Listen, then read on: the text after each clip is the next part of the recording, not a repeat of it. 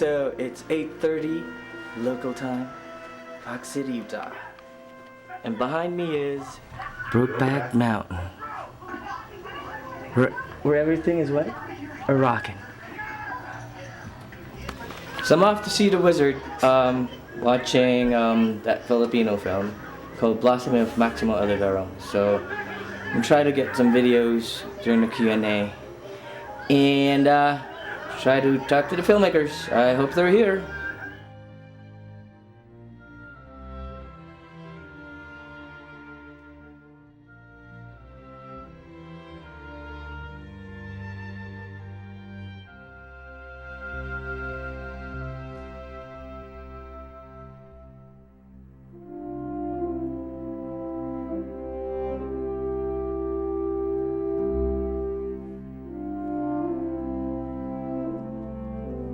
Going at the...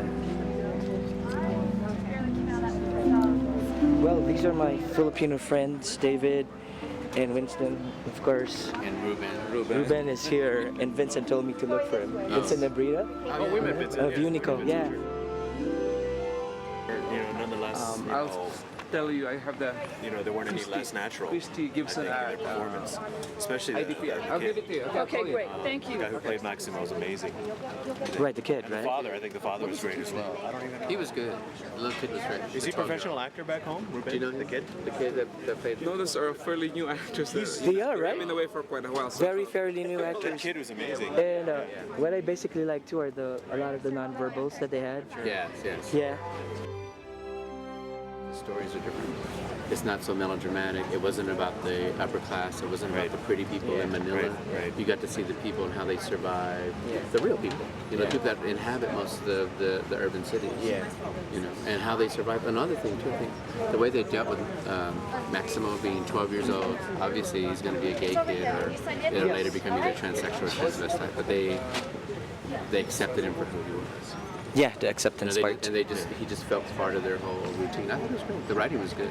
The story was very, very progressive. I think the setting was natural, and I think this is an example of the type of talent that's still untapped, very much so in the Philippines.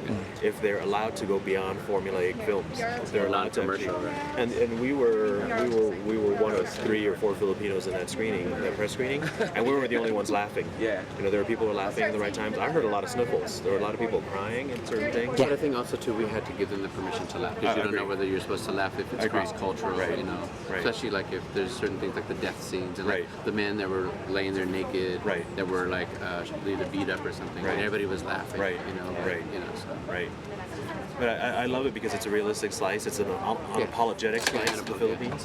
And anybody who says otherwise is foolish. They're not opening their eyes to what's really there. But again, it's a credit to there's no accident why this film was selected for Sundance. The first ever Filipino film to be selected for this film festival. Yeah. First ever, yeah. From the Philippines. Yeah. Oh, good, and rightly so. Right, it's very independent, but it's also very strong, and I think it's got a message that's very underlying. Especially I think from the Philippines too. Hopefully you're going to see more talent like that versus just the commercial stuff that continues to just feed into certain people who have DVDs and DVD access. But this time I think they can go broader, and they're telling stories that are a little bit more global. Right.